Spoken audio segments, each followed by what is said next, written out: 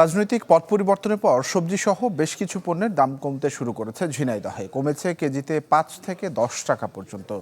Syndicate আর চাঁদাবাজি না থাকায় দামে স্বস্তি ফিরেছে বলে জানান ব্যবসায়ীরা।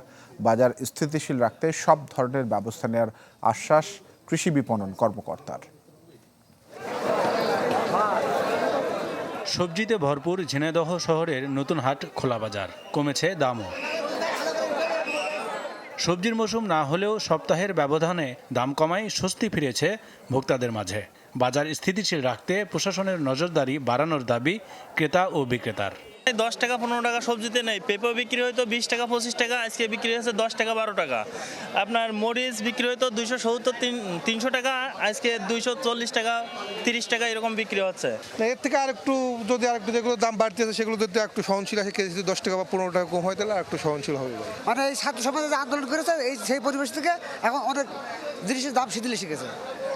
এই পরিবেশ যে পরিবেশ আছে, এই পরিবেশ থাকলে আস্তে আস্তে জনগণ সব জিনিস মালামাল পাবে। বর্তমান বাজার যারা নিয়ন্ত্রণ করে এবং তারা যদি একটু মনিটরিং করে, অবশ্যই আমরা ভোক্তারা একটু বাজারে স্বস্তি পাতাম। পাইকারি কয় টাকা কিনলো, খুচরা কয় টাকা বেচছে, এটা ভ্যারি করলে তো তারা বুঝতে পারবে যে ঘটনাটা কি হচ্ছে। কাজ কিনলাম পেঁয়াজ কতটুকু 80 টাকা, আজ কতটুকু 100 টাকা, এইরকম আর হচ্ছে না। রাস্তায় চাঁদাবাজি ও সিন্ডিকেটের কারণে নিত্যপণ্যের দাম বেড়েছিল বলে দাবি কৃষি বিপণন কর্মকর্তার।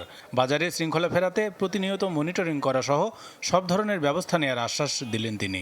অনেকেই হলো সিন্ডিকেট করতো বা পথে চাঁদাবাজি করে অনেক করতো, যার জন্য মূল্য কিছুটা বৃদ্ধি পেত। যদি হচ্ছে কেউ সিন্ডিকেট করে বাজার অস্থিতিশীল করার চেষ্টা করে, সেক্ষেত্রে আমরা প্রশাসনের সহায়তা নিয়ে মোবাইল কোর্ট পরিচালনা করব। বাজার স্থিতিশীল থাকলে সবার মধ্যে স্বস্তি ফিরবে বলে আশা সংশ্লিষ্টদের। Desk report, channel 24।